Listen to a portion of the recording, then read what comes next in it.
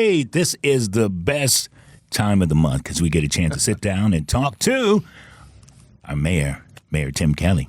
What's up, my man? Yeah, I do. Just grinding along, trying to get through the dog days of summer. But oh my goodness, is it ready for it to be over? Is it too hot for you? It's too hot, man. And there comes a day every year. I mean, at my advanced age, every year I've been living in Chattanooga my entire life, other than 4 years, and every year there's a day when I'm like, okay, I'm done. Put a fork in me. I'm just keeping my head down and waiting for football season, waiting for that first day in late August, early September. Although it's supposed to cool off here shortly this weekend. So. But I'm telling you, can't happen soon. It's been crazy. All right, we get a chance to talk to the mayor every month, and he comes in and kind of gives us the state of Chattanooga, and we got some things we want to talk about today. Yeah. All right, about the budget. Well, yes, we passed a balanced budget, as you know, back in the spring. But we are taking a proposal back to City Council to change the rate because our fire and police are vastly underpaid. I mean, we have the lowest paid force in the county, one of the lowest paid in the state.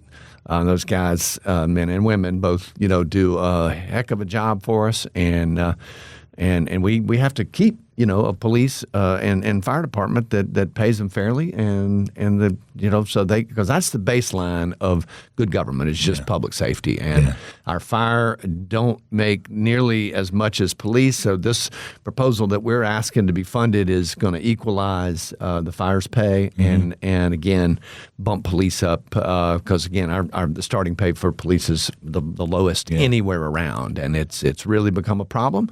Obviously, inflation has taken a big bite, and we're not immune from it. So it's a critically important thing that we be able to get that. And these guys are like the backbone of the community. They are, and it's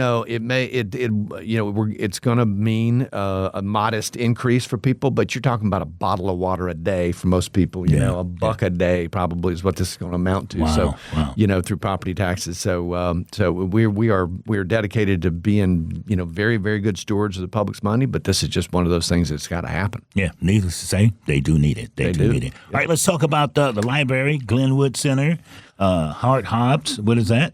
Well, this is near and dear to my heart because I lost a lot of my beloved family to heart disease. But, heart disease is still the leading cause of death in the United States. And so these are educational hubs at the downtown library and the Glenwood Community Center that will empower our residents with knowledge and tools to protect their health, from everything from measuring blood pressure and doing checks to, telling them how they can change their diet. So all of that. I mean, part of what we're committed to in our public health department is closing those gaps in public health, particularly between the black and white community. And so I think this will have it's bound to have a positive impact. I know exactly what you're talking about because we just finished the RBI program this summer.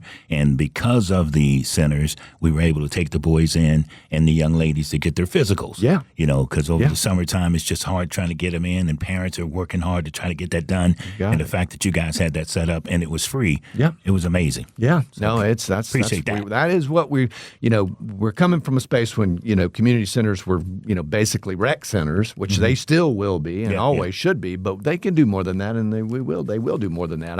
I think that program with having physicals there has been a game changer. Oh man, it's been amazing. And the kids can use it like the summer and then going into the fall because sports are coming up, and it just helps the parents out a lot. All right, here's one that's dear to my heart. Let's talk about affordable housing because everywhere you look, we got stuff popping up everywhere. Yes, and we've got a lot of tools in the toolbox. We've rewritten the zoning code. We've talked about it in here before. We've got the Land Bank Authority fired back up, so developers can take property. We give them the property if they'll build something on it that they maintain as affordable. So that's all happening. It takes time to build this stuff, but the latest news is really this voluntary incentive program. So developers who want to build affordable housing can apply, and we just got that passed. All of that was possible working with Senator Gardenhire at the state level to make it possible. We are the first city in the state to take advantage of this law, but it allow us to give developers a lot more flexibility on any number of things regarding their building plans if they will make some of their housing affordable. So that's going to be a big deal. And again, this stuff takes time. As I say all the time, we can't just reach in the old Monopoly box and pull out a red house. People are like, where's the affordable housing? Well, we don't build it. We just have to create the system of incentives and sometimes regulations to get it built. Yeah. Okay. And so we're well on the way. Yeah, I see it. I mean, you can see it if you ride through the city. You can just see so many things that are coming up in great looking places too. Yeah. All right, City Sticker. Let's talk about that a little bit. What's that program that you're trying to get done? Well, when I came into office, if anybody's renewed a tag in Chattanooga, it asks you if you want it. It actually just gives you the option. Do you want to buy a city sticker or not? If you don't, that's okay. Yeah. So I'm, thinking, why would anybody buy it? Well, $5, so you might do it because it's the right thing to do. But what we decided to do was hook that $5 to some parking incentives, right? Because we need to also make it easier for people to park downtown, more attractive for people to park downtown. But our parking authority is managed through CARTA, so CARTA manages that, and they've been great. So if you have paid for your city sticker, if you paid that $5, you can go and register. And you will get, this is just a pilot program, but the pilot program calls for up to $24 in free parking over the next 3 months. You can either, you can get 30-minute blocks or an hour block, and we're going to continue to be rolling that out because we need more people to patronize downtown with all the jobs kind of leaving and people working remotely.